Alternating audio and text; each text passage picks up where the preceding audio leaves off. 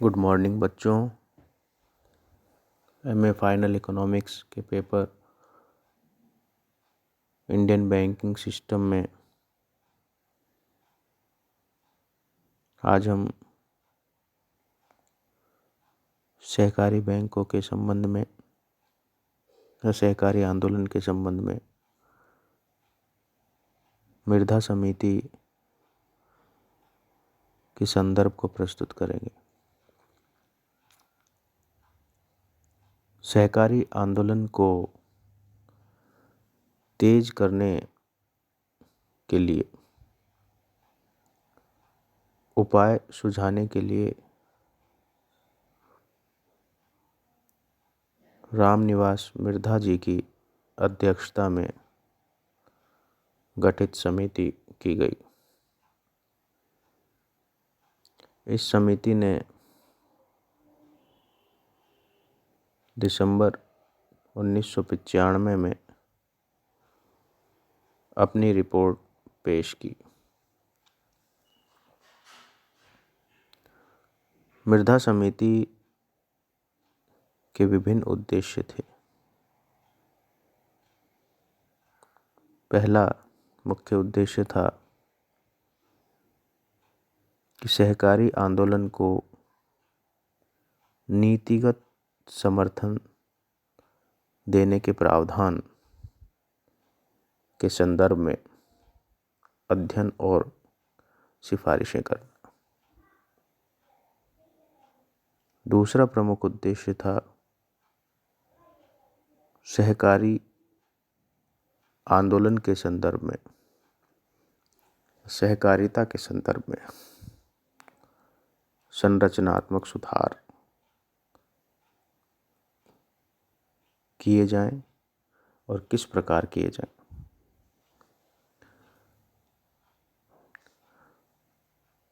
सहकारी समितियों की स्वायत्त कार्यप्रणाली को सुनिश्चित करने के लिए मृधा समिति का गठन किया गया।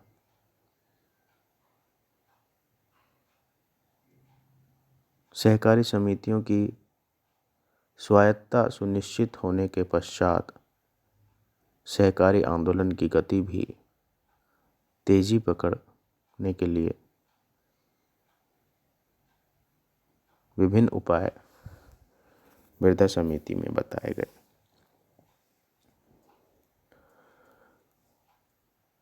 उन्नीस सौ 95 की रिपोर्ट के आधार पर हम कह सकते हैं कि मृधा समिति ने सहकारी आंदोलन के संदर्भ में विभिन्न सुझाव दिए। जैसे मृधा समिति ने सिफारिश की सुझाव दिया कि अंतर्राष्ट्रीय सहकारिता गठबंधन की व्यवस्था की जानी चाहिए, अर्थात अंतर्राष्ट्रीय सहकारिता गठबंधन द्वारा स्वीकृत नए सिद्धांत हमें भारतीय सहकारी आंदोलन में जोड़ने चाहिए ताकि उसकी व्यापकता, उसकी स्वायत्त कार्यप्रणाली को सुनिश्चित किया जा सके।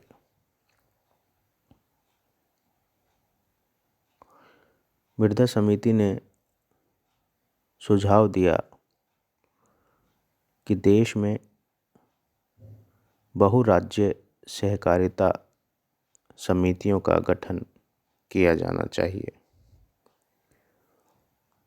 बहुराज्य सहकारी समिति में उन सहकारी समितियों को पंजीकृत करने की अनुमति दी जानी चाहिए जो 5 से अधिक राज्यों में परिचालन कर रही है।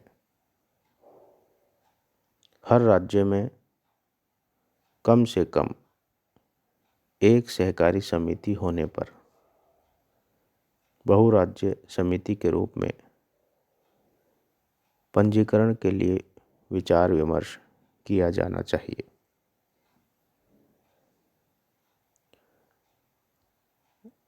सुझाव दिया गया कि बहुराज्य सहकारी समिति को गहनता के साथ कार्य करना चाहिए और सरकार को नियम निर्माता नहीं बनना चाहिए। एक अन्य सुझाव में समिति ने कहा कि बहुराज्य सहकारी समिति को बहुराज्य सरकारी कंपनियों में बदल देना चाहिए।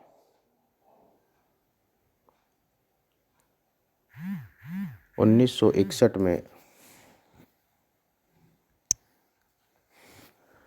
पटेल समिति सहकारी साख सर्वेक्षण के लिए गठित की गई। इसकी सिफारिश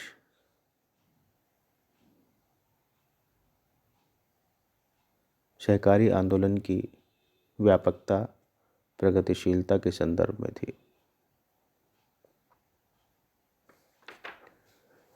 मृधा समिति की सिफारिशों से सुझावों से स्पष्ट है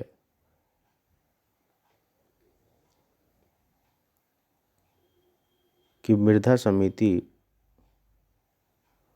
सहकारी आंदोलन को एक अंतर्राष्ट्रीय पहचान, अंतर्राष्ट्रीय मानक के द्वारा स्थापित करना चाहती थी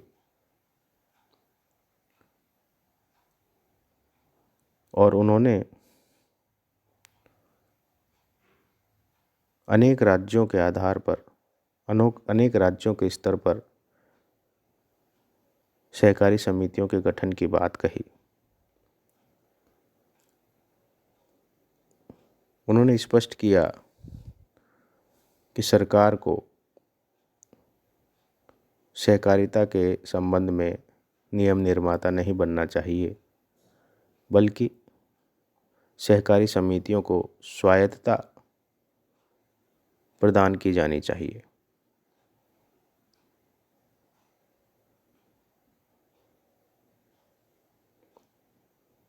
उन्होंने यह भी कहा कि स्वायत्त सहकारी समितियों के साथ उनको कंपनी स्वरूप भी प्रदान किया जाना चाहिए ताकि वह अपने निर्णयों में पहल कर सके।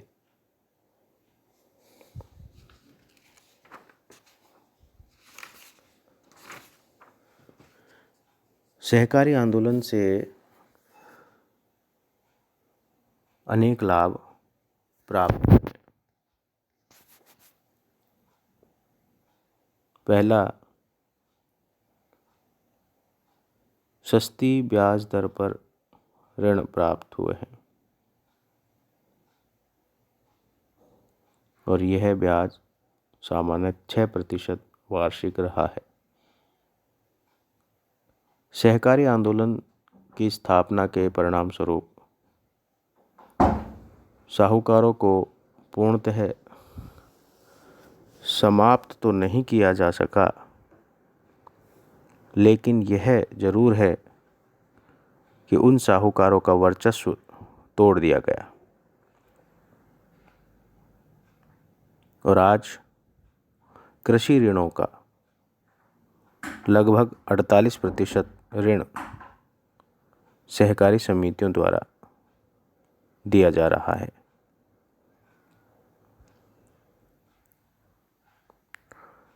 सहकारी आंदोलन का दूसरा लाभ है कृषि विपणन एवं विधायन।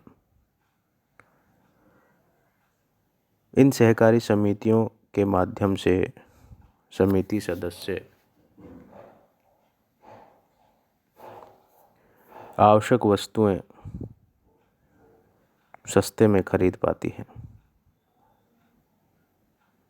समिति के सदस्य अपनी कृषि उपज बेचने में सक्षम हैं और सहकारी समितियां इस संदर्भ में काफ़ी मददगार साबित हुई हैं। सहकारी समिति के माध्यम से आवास की व्यवस्था ग्रामीण क्षेत्रों में की जा सकी है एक अन्य लाभ सहकारी आंदोलन का रहा कि हथकरघा बुनकरों आदि शिल्पियों को उनको सहायता देने के उद्देश्य से बनी समितियों द्वारा सहायता दी गई। दूसरे शब्दों में समितियों ने हथकरघा बुनकर आदि शिल्पियों को अनेक प्रकार से सहायता उपलब्ध कराई है।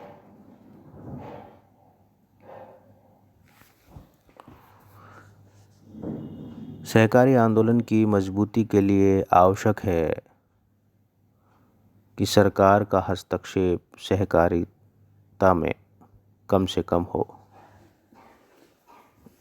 इसे और अधिक लोकतांत्रिक बनाया जाए।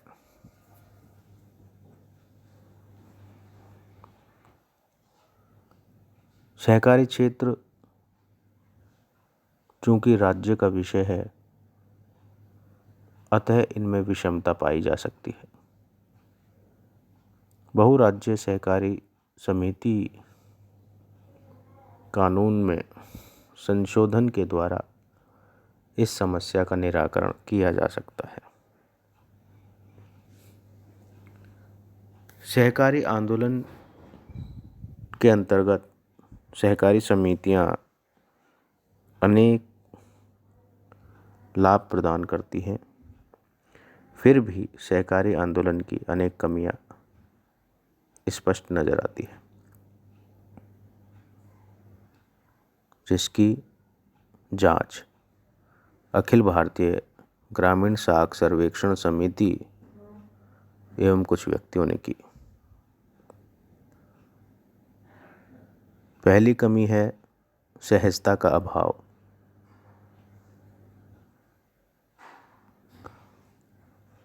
कृषक सहकारी समितियों को सरकारी ऋण देने वाली संस्था मानते थे, अर्थात सहकारी समितियों को एक ऋण प्रदान करने वाली संस्था मानते थे और उसके संगठन के लिए, लेकिन कृषकों में आतुरता नहीं थी, सहजता का अभाव था। दूसरा, कृषकों के लिए समितियों के पास आवश्यक वित्त उपलब्ध नहीं है, क्योंकि समितियां जनता की प्रत्याशित जमा को आकर्षित नहीं कर पाई। तीसरी कमी, समितियां केवल उत्पादक कार्यों के लिए ही ऋण प्रदान करती हैं।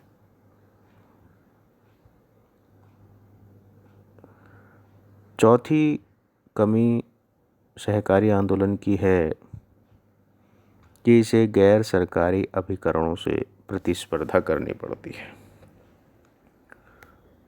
वित्तीय क्षेत्र में लोकतांत्रिक व्यवस्थाओं के अंतर्गत अनेक अभिकरण वित्त प्रदान करते हैं, सुविधाएं प्रदान करते हैं, जो सरकारी हो सकते हैं, गैर सरकारी भी। और सहकारी आंदोलन इन्हीं गैर सरकारी संस्थाओं से प्रतिस्पर्धा करती है, जिससे अनेक समस्याएं पैदा हो जाती हैं।